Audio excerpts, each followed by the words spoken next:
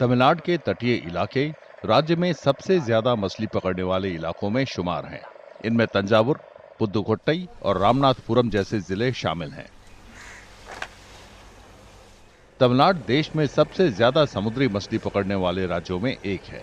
यहाँ सालाना करीब 6 लाख टन समुद्री मछलियां पकड़ी जाती हैं। हालांकि छोटी पारंपरिक नावों का इस्तेमाल करने वाले मछुआरों का कहना है कि पिछले कुछ सालों से उनकी पकड़ में काफी गिरावट आई है। वे इसकी वजह उथले समुद्र और श्रीलंका की समुद्री सीमा से नजदीकी को बताते हैं। इसके कारण ये इलाका काफी संवेदनशील है। मछुआरों का यह भी आरोप है कि बड़े जालों का इस्तेमाल करने वाली और मशीन से चलने वाली नावें भी तट के करीब मछलियां पकड़ती हैं, जिसका असर उनकी पकड़ पर पड़ता है। இந்த பகுதி கடல் மிகப்பெரிய ஆழம் குறைஞ்சதும் பக்கத்தில் ஒரு 40-30 கிலோமீட்டருக்குள்ளேயே இலங்கை அரசு இருக்கிறதுனால, அதாவது தஞ்சாவூர் மாவட்டம், புதுக்கோட்டை மாவட்டம், ராமநாதபுரம் மாவட்ட பகுதிகளில் அருகாமையில் அடுத்த நாடு அதாவது இலங்கை இருக்கிறதுனால இந்த மீன் பிடிக்கிறது இடம் கிடைக்காம அவங்க எல்லை தாண்டதாகவும் வருது. இங்கே உள்ள கரையோர மீன் பிடிப்பையும் செய்கிறாங்க.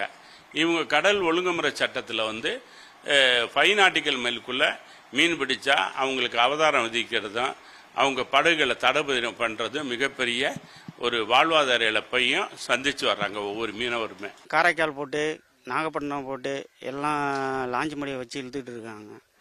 அதில் இருக்கிற குஞ்சு பூரா அதில் அரிச்சிக்கிட்டு போயிடுறாங்க. அதோட எங்களை கரை தொழில் பாதிப்பு ரொம்ப பாதிக்கப்படுது. நாங்கள் ஒரு நாளைக்கு ஒரு போட்டில் 6 வலை தான் கொண்டு போகிறோம். அது இழுப்பு வலை தான் கொண்டு போகிறோம். 3 வலை இழுப்போம், 3 வலை போட்டில் இருக்கும். அப்போ இழுத்துட்டு இருக்கும்போது அவங்க அதை இழுக்க விடாமல் இடக்குறவை கொஞ்சம் இருக்குது. ஏன்னா வாரம் சென்று தான் அவங்க கரைய போகிறாங்க. ஒரு வாரம் ஃபுல்லாக கடலுக்குள்ளே இருக்காங்க. நாங்கள் காலையில் 4 மணிக்கு போயிட்டு 5-6 மணிக்கெல்லாம் வந்துடுவோம். இல்லைன்னா இந்த டயத்தில் 4 மணிக்கு 5 மணிக்கெல்லாம் வந்துடுவோம். அதை கொஞ்சம் நம்ம பகுதி பக்கம் வர விடாமல் கொஞ்சம் தடுத்தா எங்களுக்கு தொழில் கொஞ்சம் நல்லா பொழைச்சிக்கிறோம். राज्य सरकार ने मछुआरों के लिए कई कल्याणकारी योजनाएं शुरू की हैं। इनमें रियायती डीजल, आवास सहायता और सालाना 61 दिन तक मछली पकड़ने पर प्रतिबंध के दौरान वित्तीय सहायता शामिल हैं। इन योजनाओं से लगभग 17 लाख मछुआरा परिवारों को लाभ मिल रहा है। फिर भी मछुआरा समुदाय का आरोप है कि कई वाजिब लोगों तक कल्याणकारी योजनाओं का पूरा फायदा नहीं पहुंच रहा। वे कहते हैं कि उनकी आमदनी अनिश्चित है, जिसका असर उनकी रोजमर्रे की जिंदगी पर पड़ रहा है। அடிப்படை எடுத்துன்னா பாமர மக்கள் தான். எங்களுக்கு முழுமையாக அது தெரியறதில்லை. என்னென்ன திட்டங்கள் போடுறாங்க, நாங்கள் யாரை போய் அணுகணும், யார் மூலியமாக அது வாங்கிக்கணுங்கிற வழிமுறைகள் எங்களுக்கு தெரியறதில்லை. அது முழுமையாக எங்களுக்கு சேர்றதில்லை. ஏதோ முடிஞ்சவரை ஒரு 100% போடுறாங்கன்னா ஒரு 50% சேர்ந்துக்கிறது பண்ணிக்கிறோம், அவ்வளவுதான். மீன் தடை காலத்தில் எங்களுக்கு கவர்மெண்ட்லேருந்து கொஞ்சம் பணம் கொடுக்குறாங்க. அது முழுமையாக அறவே பத்தாது எங்களுக்கு. அதனால மற்ற வேலைகளுக்கு போவோம். இப்போ இந்த வேலையை விட்டுட்டு, மீன்பிடி வேலையை விட்டுட்டு விவசாய வேலைகள், மற்ற வேலைகளுக்கு போகிறது, அது மாதிரி உள்ள வேலைகளை நாங்கள் பார்க்குறோம். बढ़ती लागत, खासकर ईंधन खर्च के साथ साथ बुनियादी ढांचे की चुनौतियां भी मछुआरों के लिए चिंता का विषय हैं। वे तटीय जिलों के करीब बेहतर समुद्री खाद्य निर्यात के लिए बुनियादी ढांचे की मांग कर रहे हैं, ताकि लंबी दूरी तक मछलियां भेजने से परिवहन लागत ना बढ़े। कई तटवर्ती गांवों में रेत जमा होने के कारण बंदरगाह और समुद्र को जोड़ने वाला मुहाना अक्सर बंद हो जाता है। इससे चैनल उथला हो जाता है। मछुआरे कहते हैं कि इस वजह से नावों के लिए समुद्र में जाना या बाहर निकलना मुश्किल और कभी-कभी बेहद खतरनाक हो जाता है। பார்த்தீங்கன்னா ஒரு 5 ஆண்டு காலமாக இந்த முகத்துவரம் ரொம்ப பாதிப்பாக இருக்குது. கடலுக்கு போகவே முடியல. இப்போ கூட நாங்கள் தள்ளிக்கிட்டு தான் வரோம். அதே போல் இவ்வளோ கஷ்டப்பட்டு போயிட்டு வந்தாலும் பிடிச்சிட்டு வர்ற பொருளுக்கு ஒழுங்கான விலைவாசி கிடைக்கிறது இல்லை. அது கவர்மெண்ட்டு சரியான முறையில் எடுத்துக்கிறதும் இல்லை. இது தடவை நிறைய தடவை போய் எல்லாரையும் பார்த்தோம், அமைச்சர்லேருந்து எம்எல்ஏ வரலையும். கொடுக்குறதெல்லாம் ஒன்றும் ஒழுங்காக சேர்றதும் இல்லை. இப்படியே எங்களோட கஷ்டம் ரொம்ப போயிட்டுருக்கு.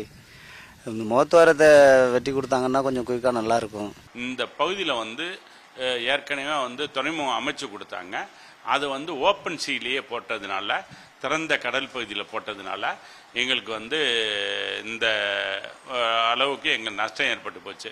நாங்கள் ஏற்கனவே சொல்லியிருந்தோம், தூண்டில் வளைவு போட்டு அதுக்கப்புறம் அந்த பாலத்தை கட்டுங்க, துறைமுகத்தை அமைங்கன்னா அவங்க தூண்டில் வளைவு போடாதனால நடந்த நிகழ்வுனால தான் எங்களுக்கு இவ்வளோ பெரிய பாதிப்பு ஏற்பட்டுச்சு. அதனால கண்டிப்பாக இந்த பகுதியில் இந்த மல்லிப்பட்டினம் துறைமுகத்துக்கு வந்து தூண்டில் வளைவை அமைத்து தரணும்னு நாங்கள் கோரிக்கை வச்சுருந்தோம். அது இதுவரையும் நிறைவேற்றி தரல. அரசு, தமிழக அரசு வந்து இப்போ உள்ள அரசு முயற்சி பண்ணி அதை ஆய்வு பண்ணி சரியான நிலையில் இதுக்கு வந்து தூண்டில் வளைவு போடலாம்னு சொன்னாங்க. இன்னும் நிதி உதவிலாம் அறிவிக்கலை.